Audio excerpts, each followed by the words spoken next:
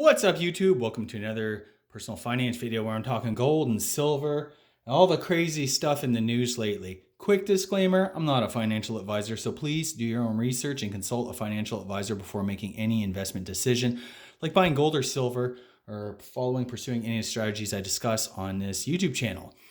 The channel is for entertainment purposes only. All right, guys, so it is January 21st, 2022. Some big news kicked off this week at a Davos, where the World Economic Forum was meeting, and a Saudi finance minister came out and said that they will be accepting, in addition to Chinese yuan, they are also open to accepting things like euro or like yen or whatever for trade. So that is basically the end of the petrodollar system. And that's what I wanted to talk about today.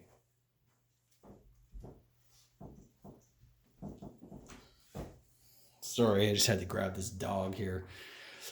So what does that mean? Well, basically, commodities and all that are priced in US dollars. Anybody who wants to trade, you first need to acquire US dollars to purchase those commodities.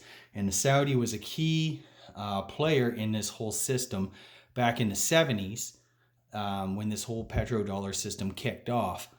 They agreed to only accept US dollars for their oil in exchange for US military protection to prop up the Saudi dictatorship under the king. I don't know who it was back then, King Saud or whatever. Anyway, so that's the deal. It's a big deal, and it's just another kind of signpost on this road to de-dollarization globally. That's really kicked off in earnest when Russia's US dollar reserves were frozen when Russia invaded Ukraine. So, and we know that the Russians have been pushing for this in a big way, the de-dollarization, get out of the US dollar, have an alternative system, kind of to evade sanctions and that. But, their belief is that no one country should maybe, control the entire global financial system. And commodity producers, people who are producing, countries who produce real things like energy that the world needs, or food, or other sort of things like, mined metals and stuff like that, they should be compensated in something that's not going to be inflated away. I mean, we saw the Russian, the Russian finance minister said, I think Putin said this too, that, we give away our oil. And what do we give it to? We give it to the United States. They give us US dollars that they can seize, and that, that over time it devalues. It goes to essentially zero, basically. That's the sort of pernicious effects, I guess, of inflation and that. So I think the issue is they want to kind of back their currencies. They'll hold some currencies like, Indian rupees and stuff like that, but they also want to have at least partial backing with something real, be it energy, be it agricultural products, or things like gold or silver. That is sort of the approach. So even if you think like, oh, this is crazy, we'll never get off the dollar system, and this is tinfoil hat type stuff, and there's a lot of people out there who still believe that, who still believe the US dollar, believe in King Dollar, I guess, and for the time being, they may be proven right. But I would challenge everybody out there just to kind of, like I have done, just take the opposite point. Like, what if you're wrong? What if there really is something, and if it's curtains or lights out for the US dollar, maybe not today or tomorrow, but eventually we'll get there. All reserve currencies fall. We saw that with the Dutch guilders, the British pound. Just that off chance, what if you're wrong? What if you are wrong? Well, then some things that you're going to want to have are some gold and some silver put away for that day. And whether it's just a little bit of insurance or a hedge or whatever, you best be prepared before it happens, because after the fact, you know, good luck. You'll be paying through the nose for it, or it will just simply be unavailable. As it is, there's been big news in the metals this year, really starting to start since mid-November. Gold and silver have been on a tear. Silver was down to about $18. Now it's around 24. Gold was down to about 1680 or something like that, and now it's up to 1930. So, you know, these are pretty big moves. These guys have kind of bounced back. Short term, I'm thinking they're probably due for a sell-off, or you know, they're probably going to get smashed. But there's some real the supply situation with silver is very tight. In fact, they're forecasting deficits of several 100 million ounces. We know people have been standing and taking delivery on the COMEX for silver contracts, and that India has been importing a lot. You know, there's just a lot of demand for silver, and there's not that much of it around, and it's not like they can simply ramp up mining silver. Vast majority of silver is mined as a byproduct. I think about 30-40% of silver actually comes from, like, you know, a pure silver mine, where the other 60 is basically a lead zinc mine, maybe a copper mine. Like, it's just found as just, you know, byproducts in mines that, like, in mines where silver is not the primary focus of the operation. So that's something to kind of be aware of. And you know, I haven't been buying any silver recently. The last thing I bought, I think I bought a 10-ounce bar back in August, and it was a great deal. Since then, it's up about 25%. It's just an incredible move for, you know, these metals and that. Gold, same thing. I bought some gold back in December. I remember I kind of showed off the German 20, or what is it, German 20 mark gold coin, Kaiser Wilhelm II. I'm really happy to get that. It's just under a quarter ounce of gold. I got that 10th ounce there as well. But really, I haven't been buying a lot of anything right now. I've been basically focusing on, you know, getting my kind of financial house in order, building up some investment accounts, and that. I am still holding some gold and silver stocks. You know, Pan American Silver is really doing well. It's up $25. This was a stock that was around 18 or $19 not too long ago. So the silver thesis is still in play. Gold, you know, it's anybody's guess. It looks like more and more countries. Last year there was record buying in gold, the most since like the 60s. So I mean, that should be telling you something there. And a record buying by central banks, global central banks. And obviously you have the usual suspects: Russia, China, India. But there's been a lot of other ones, particularly in Europe and over in Africa and some other countries in Asia, and that they're really kind of waking up to this, that, you know, you might need a little bit of some hard currency to kind of back your soft paper currency. So, and most Western central banks are in a crazy position because of a decade of quantitative easing. They are now, and with rapidly rising interest rates, they are now in a position of negative equity with all the bonds that they bought as part of their QE programs. And back in November, only a few people that I've seen covered this, but the finance minister of the Netherlands, or maybe it was the leader of the Netherlands Central Bank, he was asked about this, like, what are you going to do with all these bonds? Because, you know, now you have huge losses on these bonds. And he basically said, yeah, but we got gold, and we could always just revalue gold to cover off any losses. So that's kind of an indication, or it could be an indication of that is kind of a pathway out of imploding debt markets, credit markets, currencies, and stuff like that. And we've seen again too, like, you know, the big moves with the Japanese yen, their central bank and their QE. They're doing like full on yield curve control there. You know, there's been just so much that has happened in a very short period of time. Really, like since it hasn't even been a year yet. And just look, we have a major war in Ukraine. We have a split among the global major powers.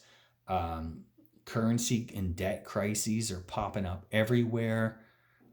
It's just a really crazy time. And it's a time that you definitely want to be prepared, and you don't want to have debt. You want to have, sound in a sound investment strategy. I'll fully admit I am diversified. I hold cash and a little. I've actually been buying some TLT in the past month. It's down over, I don't know, 50% or something from its high. I know most of you guys, if you're watching this, you're hardcore into gold and silver and you don't care too much for government debt, but I'm looking at that as kind of maybe a short-term trade. If we do get a huge deflationary move, if there's a huge risk off, maybe people might return to that, and that will give me a bit of a bounce. I can sell that and then buy, maybe some more gold miners or something like that. The point is that there's really no straight line to get from here to anywhere. It's fraught with risk and volatility, and the investor's job is to basically do your best to navigate these choppy waters, regardless whether you think gold or silver are going to the moon or going to zero.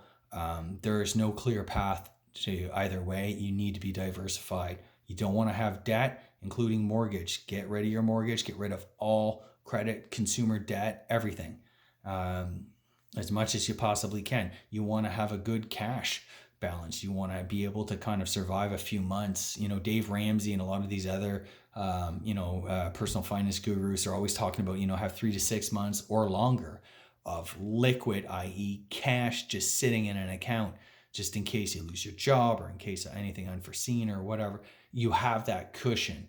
And now more than ever, even with my own kind of view that, currencies are rapidly depreciating in the face of record high inflation, I still recognize the need. Hey, I need to have cash. Why? Because I can't pay my gas bill with this little piece of gold. Like, you got to kind of be realistic. We're still stuck in this system to one degree or another. If you want to go buy groceries, good luck using one of these things. You got to be realistic. So anyway, that's what I'm saying about that, man. You want to have some cash. You don't want to have debt.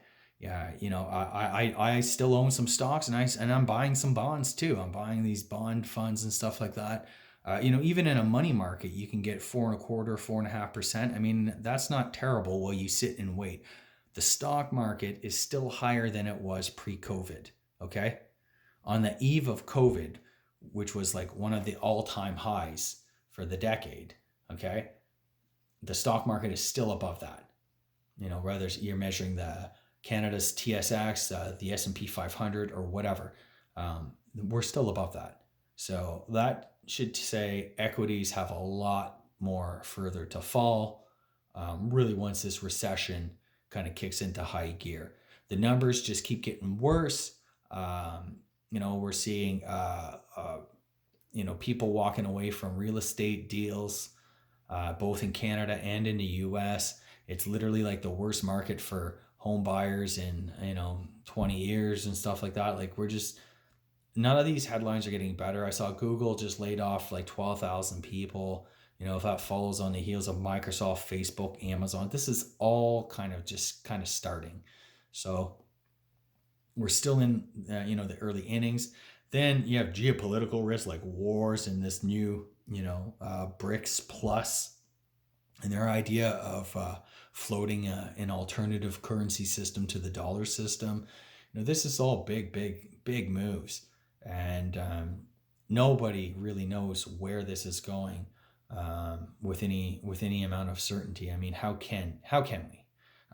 But I do believe the best way to play this is to be well diversified, and even if you're not, even like at this stage, I don't see how anybody can have 100% conviction in any sort of economic scenario.